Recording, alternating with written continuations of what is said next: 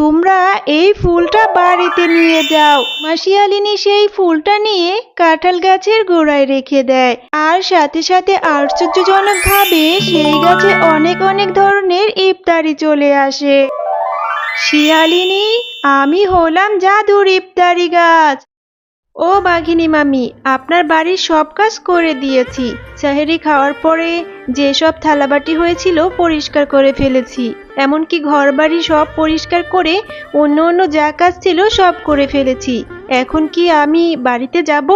এখনকার মতো সব কাজ যেহেতু হয়ে গিয়েছে, তাহলে তুই এখন বাড়িতেই চলে যা। শোন ঝুমা, আবার তাড়াতাড়ি 3টার আগেই চলে আসবি। এরপর থেকে অনেক অনেক ইফতারি বানাতে হবে। ইফতারি বানাতে যে অনেক সময় লাগবে, তুই তাড়াতাড়ি চলে আসিস। ওইদিকে আমার মেয়েটা যে আবার রোজা রেখেছে। কত ছোট মেয়েটা আমার, যাই দেখি কি করছে গিয়ে। বাঘিনী মামি, আপনি কোনো চিন্তা করবেন না, আমি আবার তাড়াতাড়ি চলে আসব। বাড়িতে গিয়ে মেয়েটাকে একটু দেখে তারপরে চলে আসব। আরে ঝুমা, তোর মেয়েটা তো অনেক ছোট। এত ছোটবেলায় ওই মেয়েটাকে দিয়ে রোজা রাখিয়েছিস কেন? মেয়েটা তো অসুস্থ হয়ে যাবে। সে কথা তো আমিও জানি বাঘিনী মামি, আমার মেয়েটা এখনো অনেক ছোট, কিন্তু মেয়েটা আবদার করে বসে আছে সে নাকি রোজা রাখবে, তাই আর বারণ করতে পারলাম না। সে তুই তোর যা ইচ্ছে তাই কর, তুই কিন্তু তাড়াতাড়ি চলে আসিস। অনেক অনেক ইফতারি বানাতে হবে। মা জিয়া, তুই কি এখনো রোজা রেখেছিস? মারে, তুই তো অনেক ছোট, তোর তো রোজা রাখার বয়স হয়নি। মারে, না খেতে পেয়ে তোর যে এখনো অনেক কষ্ট হচ্ছে, তুই তো অনেক ছোট রে মা। ও মা, তুমি বিশ্বাস করো, আমার একদম কষ্ট হচ্ছে না। আমার তো রোজা রেখে অনেক অনেক মজা হচ্ছে, অনেক আনন্দ লাগছে। এটা আমার প্রথম রোজা, আমি এখন থেকে সব রোজা করব। মা, তুই সত্যি বলছিস তো জিয়া? তোর কষ্ট হচ্ছে না? আচ্ছা ঠিক আছে, যেহেতু কষ্ট হচ্ছে না, তোর ভালো লাগছে রোজা রাখতে, ঠিক আছে মা, তুই রোজা রাখ। মা রে, তুই বাড়িতেই থাক।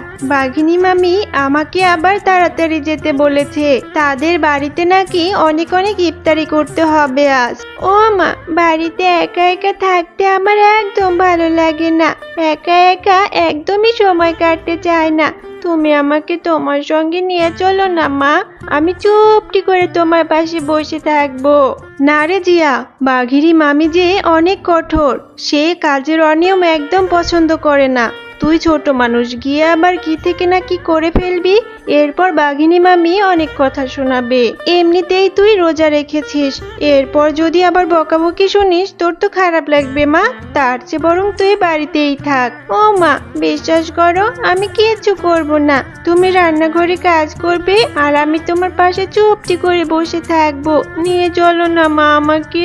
আচ্ছা হয়েছে হয়েছে, আর ন্যাকামো করতে হবে না, চল আমার সাথে। এখন যা বললি তা যেন মনে থাকে, ওখানে গিয়ে একদম বিরক্ত করবি না আমাকে। কিরে জিয়া, তোর এই ছোট্ট মেয়েটাকে আবার কেন নিয়ে এসেছিস? এমনিতে আমার বাড়িতে আজ অনেক অনেক কাজ পড়ে আছে, এই মেয়েটাকে নিয়ে এসেছিস, এখন হবে যত ঝামেলা। বাঘিনী মামি, কোনো ঝামেলা হবে না, আমার মেয়ে কোনো বিরক্ত করবে না। আমার মেয়েটা আসলে একা একা বাড়িতে থাকতে চাইছিল না, তাই তো নিয়ে এসেছি। হয়েছে হয়েছে, আর এত কথা বলতে হবে না। এমনিতেই তোকে তাড়াতাড়ি আসতে বলেছিলাম, যা যা তাড়াতাড়ি সব কাজ শুরু করে দে।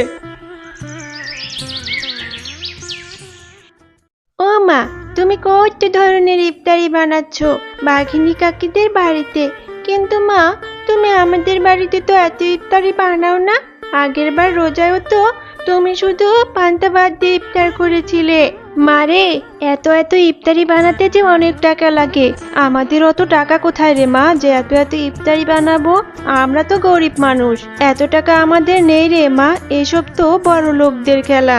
মা, রোজা রাখলে কি এত এত ইফতারি দিয়ে ইফতারি না করলে ইফতার করা হয় না? মারে, রোজা রাখলে এত এত ইফতারি দিয়ে ইফতার না করলেও রোজা হয়, কোনো সমস্যা নেই মা। যাওয়ার সময় আমি বাঘিনী মামিকে বলবো তোর জন্য কিছু ইফতারি দিতে। আমার তো এসবের দরকার হয় না, কিন্তু তুই তো ছোট মানুষ রে মা, তাও আবার এবার প্রথমবার রোজা রেখেছিস। সত্যি বলছো মা? আমি এসব দিয়ে ইফতার করতে পারবো? আমার না খুব ইচ্ছে করছিল এসব দিয়ে ইফতার করতে, কিন্তু আমি তো তোমাকে ভয়ে বলতেই পারছিলাম না মা। তুমি যখন বললে তাহলে অনেক মজা হবে। মারে, আগেই এত খুশি হোস না, আগে তো বাঘিনী মামির কাছে চেয়ে দেখি কিছু ইফতারি দেয় কিনা। বাঘিনী মামি, আমার মেয়েটা অনেক ছোট, এত ছোট হয়েও রোজা রেখেছে, আজকে ওর প্রথম রোজা। আমি বলছিলাম কি বাঘিনী মামি, আপনার এখানে তো কত কত ইফতারি তৈরি করলাম, আমার মেয়েটার জন্য কি কিছু ইফতারি দেয়া যাবে? আরে ঝুমা, আমি আগে থেকেই জানতাম এই মেয়েটাকে নিয়ে এসেছিস, এই মেয়েটা কোনো ঝামেলা করবে। আমি জানতাম তোরা সব সময় আমাদের বড়লোকদের খাবারের প্রতি লোভ দেস। না রে ঝুমা, আমি তোকে কোনো ইফতারি দিতে পারবো না, তুই তাড়াতাড়ি চলে যা।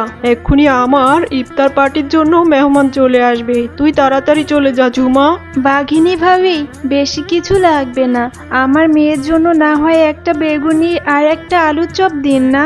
আরে ঝুমা, তোকে কতবার করে বলছি, এক্ষুনি আমার গেস্ট চলে আসবে, তাড়াতাড়ি এখান থেকে যা তো।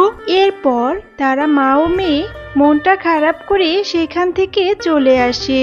মা, বাঘিনী কাকি তো আমাদের একটু ইফতারি দিল না মা। মারে, দেয়নি তো কি হয়েছে, আমার কাছে 20টা টাকা আছে, আমি যাওয়ার সময় তোর জন্য সামনের দোকান থেকে ইফতারি কিনে নিয়ে যাব মা। এরপর বাড়িতে যাবার পথে তাদের সামনে একটা বৃদ্ধার দেখা হয়। ও শিয়ালিনী, আমি তো 2 দিন ধরে কিছুই খাইনি, তোমার কাছে কি কিছু টাকা হবে? আমি কিছু খাবার কিনে খেতাম গো ভাই। আহারে, এই বৃদ্ধা শিয়ালিনী 2 দিন ধরে কিছু খায়নি, কিন্তু আমার কাছেও তো মাত্র 20টাই টাকা আছে। আচ্ছা ঠিক আছে, আমি না হয় আজ ইফতারে নাই কিনলাম, আমি এই শিয়ালিনীকে সাহায্য করি। আহারে, আপনি 2 দিন ধরে কিছু খাননি, আমার কাছে 20 টাকা আছে, এই নিন, এই টাকাটা নিয়ে আপনি কিছু কিনে খেয়ে নিন। এসব কথা বলার সাথে সাথে সেই বৃদ্ধা শিয়ালিনী একটি পরীতে রূপান্তরিত হয়। শিয়ালিনী, আমি সবটা জানি, তোমরা এত দুঃখে কষ্টে থাকার পরেও তোমার কাছে মাত্র 20টা টাকাই ছিল, সেই টাকাটাও আমাকে দিয়ে দিলে। আমি তোমাকে পরীক্ষা করার জন্যই এই টাকাটা চেয়েছিলাম।